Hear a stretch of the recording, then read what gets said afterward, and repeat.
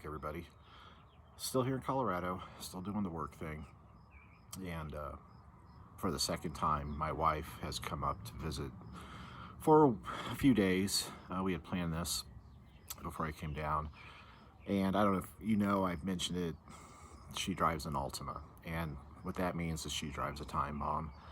And it went off on her. She made it from Kansas City to just east of the Colorado border.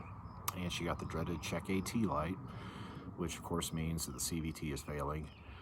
I had her go ahead and let it rest for a little while and try to make it as far here as she could. So if I had to go get her, just be a shorter distance for me to drive and get every last mile out of that car we could.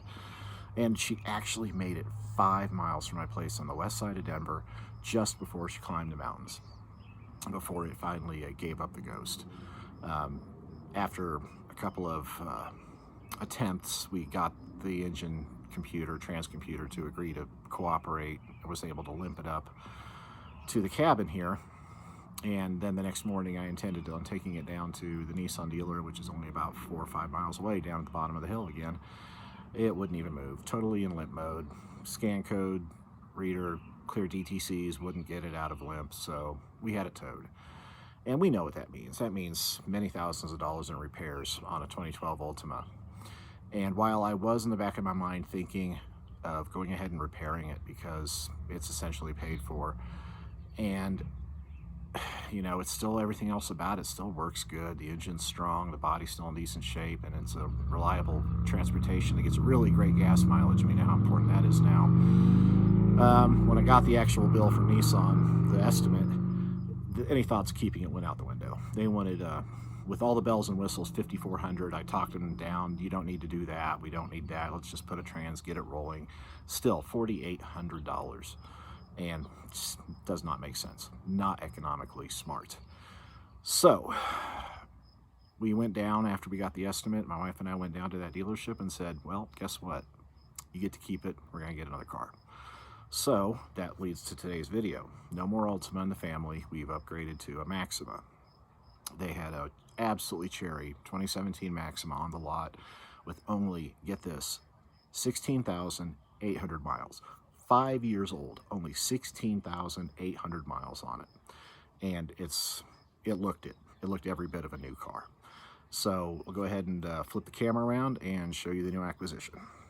So for any of you who have asked, what's the key to making an Altima last more than 10 years? And the truth, all you gotta do is turn it into a Maxima or another car. This is the one we were talking about, 2017 Maxima. 3.5, of course, they're standard 3.5s. Now this does have the CVT, just like the other one, but this is a slightly different model. It's beefed up a little bit for more horsepower, but it can still be subject to its own issues. However, with only 16,000 miles on it, we're kind of hedging that those issues won't last or won't show themselves for quite a while. The color is Bordeaux black, and it is a hybrid flop color between purple, brown, and black. And don't even know what the camera is showing on it right now. My eyes see black where I'm standing. It's got 18-inch wheels on it, and it is a base Maxima. It's not an SV or SR, but even a base Maxima is a hell of a jump over an Altima. Take you around the back here. Those fabulous Colorado templates. The way you can tell that it's not a high-performance Maxima is that it has the round tip exhaust, not the squares. I believe that's accurate. So this one here at the dealer lot was $25,995, and after everything was said and done, sales tax, etc., came under just under $30,000. Massive jump in payment to match the massive jump in car and horsepower, but what are you going to do? She has to have a way to get home. So go ahead and show you the interior here. It does have cloth, which is actually what I would have preferred. I don't want leather. Already got some dirt on the seat. It's got the full nav on it. It's got the in-dash navigation screen and MFD. Shows you turn-by-turn directions there in front of you as well on the MFD. Automatic, of course. It's got everything a Maxima comes with standard, which is a lot. It's actually quite a bit. It's a lot of car. Let's get out of here. I'm going to pop the hood. The best part of any Nissan Infiniti is the engine. And I guess I'm back in the VQ VR game again after I got rid of my Infiniti. This thing is basically on the Q50, Q60 chassis, although it's front wheel drive and it was reworked a lot to make it an Infiniti, but it's essentially the same chassis and same family of engine. The fantastic 3.5 V6. Absolutely wonderful motor. I miss these things and I'm glad I have one again. See how clean this engine is. This car, remind you, is 5 years old and it is absolutely immaculate under here. It was a hell of a find. It made that decision to get rid of the Altima really easy. When you see what we found, I guess that's just the karma of things. Something bad happens, usually something good. If you're persistent and try to live a decent life, can happen on the back end, and we got lucky to find this one. So transverse mounted CVT V6, 300 horsepower, I think about 260 pound-feet of torque. It's kind of the story of all these motors. They make more power than torque, more horsepower, because they rev so high.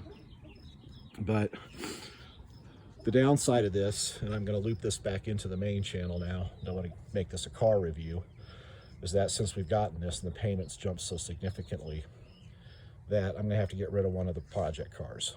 And I'm thinking I'm going to get rid of the project truck when I get back to Kansas City. I'm going to pull the 350 out of it and go ahead and stuff it in the Cutlass.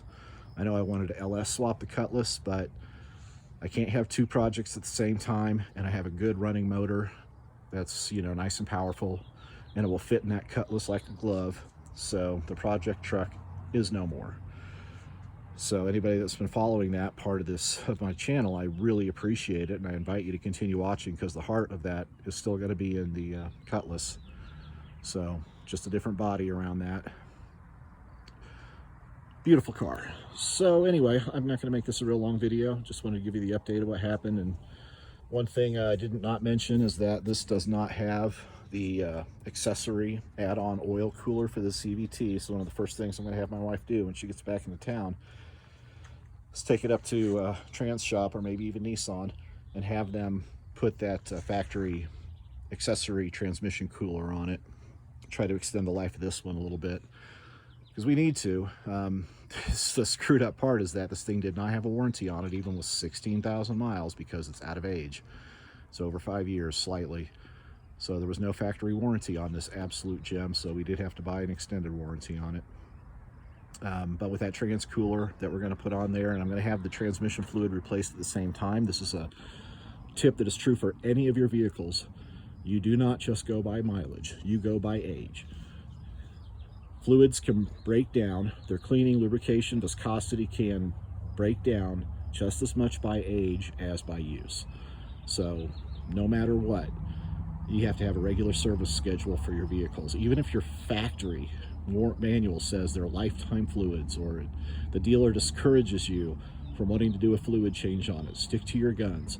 I would say any automatic transmission would definitely benefit from a fluid change between 30 and 50,000 miles, irregardless of what your service manual says. There's absolutely no harm in that. At a minimum, you need to have the filters changed. They won't tell you that. This vehicle has 2 filters on the transmission. It has the screen filter in the pan, and then it has a cartridge filter off the body of the trans. If you're not paying attention, you let that go, that filter, it gets clogged, reduces flow, and can't filter out any more particulates, debris, shavings that may accumulate. Those go right back into the pumps, start tearing things up. So no matter what, set up a standard or a regular service interval for all of your fluids, regardless of what your manual says. That's my tech tip out of this. Anyway, in my normal fashion, I'm 2 minutes after I said I was going to close out. You're welcome. But that's the end of this one. Please like, share, and subscribe. I'll give you more updates. I'm planning on going back into Kansas City in July for a week. And I don't know if I'll get the engine out of the truck. I may pull the engine out of the truck while I'm home so I can get the body towed away and open up some space. But that'll be the end of the project truck. Thanks again, and I will see you next time.